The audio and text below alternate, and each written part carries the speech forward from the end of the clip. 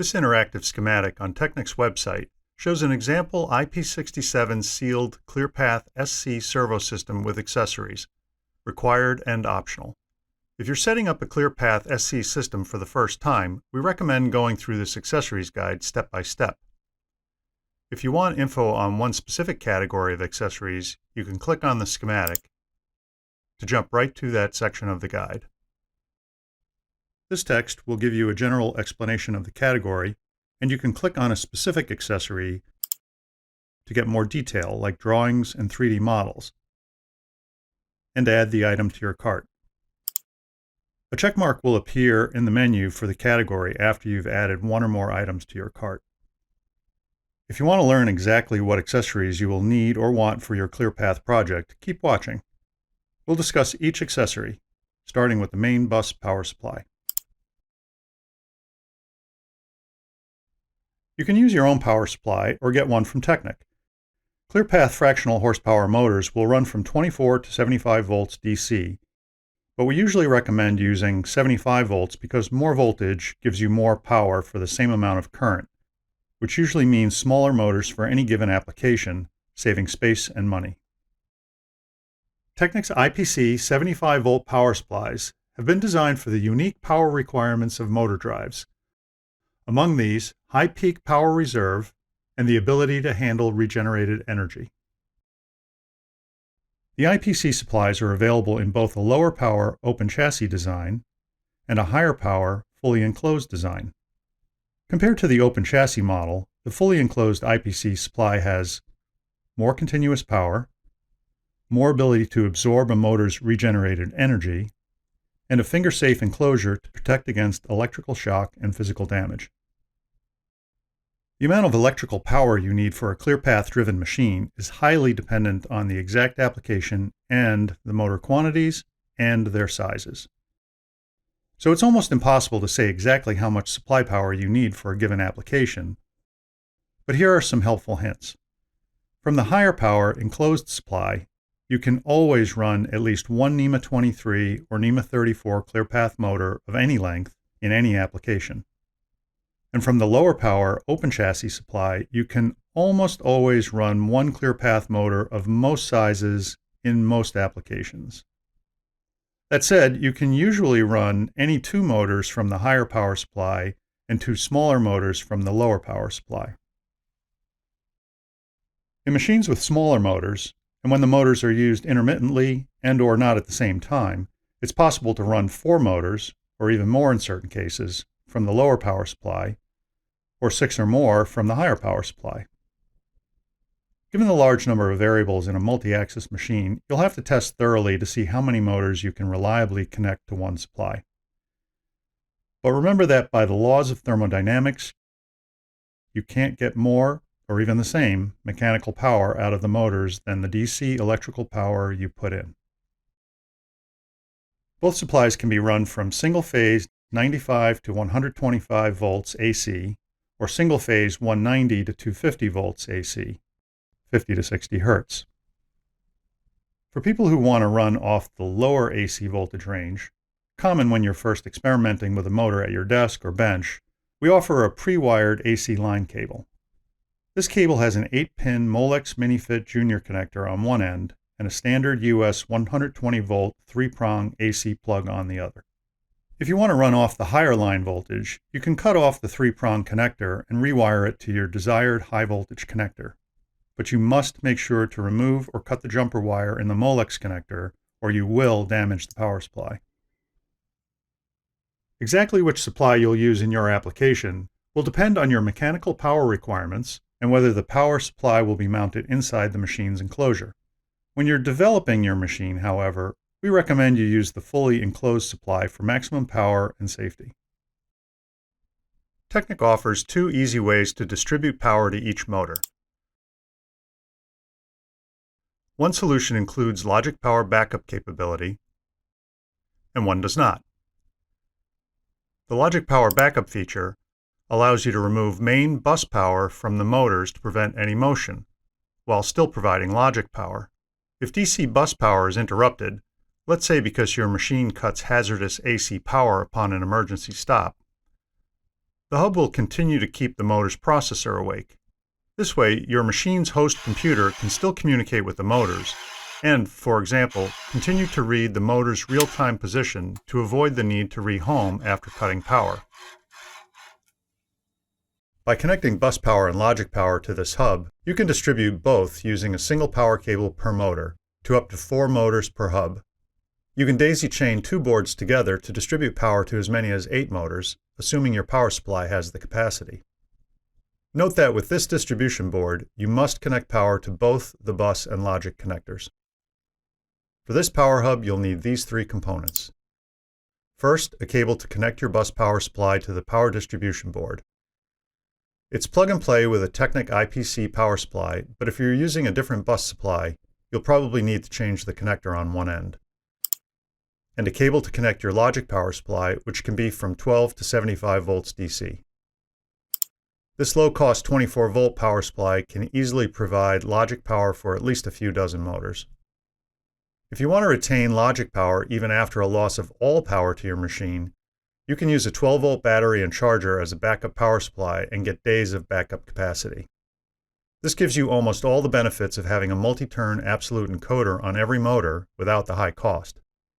And with only one battery per machine versus a battery in every drive, maintenance is easy.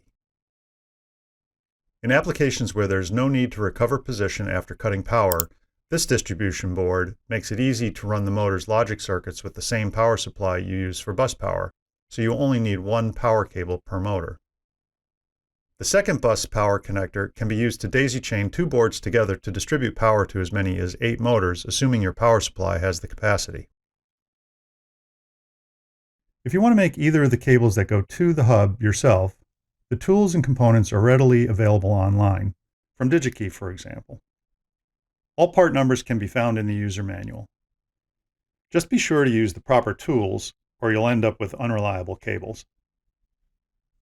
If your application has only 1 or 2 axes, it is possible to make do without a power distribution accessory, but it requires you to custom build a Y-shaped cable, so it's rarely worthwhile given the low cost of a power distribution board. Next, you need a motor power cable to connect each motor to the power distribution board. Teknic motor power cables come in 2 different lengths, a 10-foot and a 55-foot. The length is not the only difference. The 10-foot DC power cable has an M12 K-code connector, overmolded to be dust and waterproof, on the end that connects to the motor. And on the other end, it has a 4-pin Molex minifit connector that plugs directly into a Teknic power distribution board. If you want to shorten this 10-foot cable, cut off and rebuild the Molex end. Do not attempt to hand terminate an M12 connector. The 55-foot cable is long enough for just about any application, but because it's so long, we expect that most people will cut it down to exactly the length they need. That's why we put M12 K-code overmolded motor connectors on both ends. So after you cut it, you'll end up with a second cable of the remaining length for free. Next, you need an SC network communication hub. Among other functions, this hub converts USB or high-speed RS-232 from your host CPU into optically isolated signaling. This allows for well over 1,000 commands per second with excellent noise immunity. You can connect any mix of up to 4 ClearPath DC-powered fractional horsepower motors or AC-powered integral horsepower motors per hub. And you can daisy chain up to 4 hubs per COM port, so your system can have 16 motors for every USB or RS-232 port you have available. So, for example, on a host with 3 COM ports, you could have up to 48 axes of motion.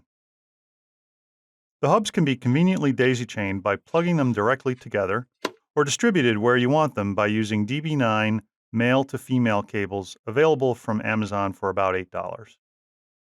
To power the communication hub and to maintain communication when you interrupt motor bus power for safety, you need to supply 24 volts DC. This 10-foot cable has a 2-pin Molex minifit Junior connector on both ends, so it can be used to daisy chain 24-volt power between 2 SC hubs, or you can re-terminate one end as needed by your 24-volt power supply. The same cable part number used for 24-volt power can also be used for brake control and global stop functions. The first SC hub on the USB or serial port can accept a global stop command to stop all motors with one digital signal. It can also automatically control one or two 24-volt brakes, which are sometimes used to hold vertical axes during power-off conditions. Optionally, you can pass digital signals through the SC hub to ClearPath's optically isolated inputs to trigger a position capture, limit torque, or stop motion, for example. For each signal, you'll want to get a digital I/O cable to connect between the SC hub and your signal. 24-volt DC and ground are supplied on this cable by the SC hub for convenient wiring of 24-volt sensors. In case you're wondering how much 24-volt power you'll need to supply, there's a table in the SC user manual you can fill out to calculate the total 24-volt power requirement for your complete system: motors, communication hubs, power hubs, brakes, etc. The third cable is the USB communications cable. This cable connects your host computer to the SC hub. It's a 10-foot standard USB A to B cable. You probably have one of these cables lying around somewhere, but this cable is nice because it's 10 feet long, which is convenient when you can't easily get the PC close to your machine. It's also a high-quality cable that won't have noise or connector issues. The complete SC Communication Hub design package is available from Teknic as free open-source information in case a 4-axis hub is not ideal for you, or if you want to incorporate the SC Hub functionality into your own board. Controller cables connect your host computer to your ClearPath servos through the SC Communication Hub. Teknic offers two controller cable options to choose from. The first is a 10-foot cable. The motor end has an M12 A-code connector, overmolded to be dust and waterproof. The controller end has an 8-pin Molex MiniFit Junior connector that connects to the network hub. The 55-foot cable has overmolded M12 connectors on both ends, allowing you to cut it into two cables, each with an overmolded connector at the motor end. If you have a vertical axis that will fall if the servo motor disengages, you'll probably want to order a power-off brake.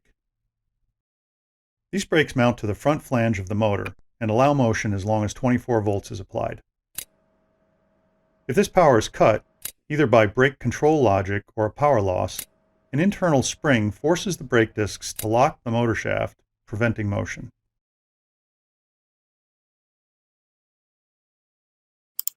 ClearPath SC has a diagnostic port that allows you to run your application software and communicate with your motors through the SC Hub application data channel, while using Teknic's ClearView application at the same time to monitor your motors through the independent diagnostic data channel. This allows you to collect valuable data about a motor and its mechanics, torque usage, accuracy, etc., while running your machine and without disturbing the normal operation of your application code. This diagnostic information is acquired over a waterproof infrared link using a USB to infrared communications converter. This IR converter is only needed during monitoring, collecting performance data, and troubleshooting, and can then be disconnected from the motor. The IR converter has 3 USB-C inputs, so you can conveniently connect to the motor from 3 different directions. The magnetic attachment allows a safe breakaway from the motor in case the cable gets accidentally yanked. By default, when you click the Add to Cart button, you will add both the IR converter and a 3-meter-long data quality USB-C cable. If you already have a long data quality USB-C cable, type a 0 into the quantity box before pressing Add to Cart.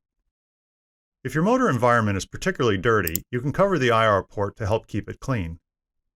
Even without the cover, all ClearPath servos with this IR port are fully IP67 and IP66K waterproof. The cover just helps prevent any accumulation of dirt on the sealed IR port. All the software you need to set up your ClearPath SC motors and develop your application is available for free with an unlimited right to copy.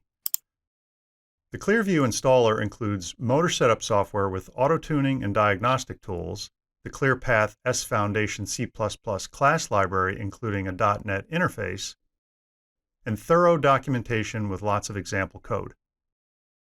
The ClearView setup program runs on Windows.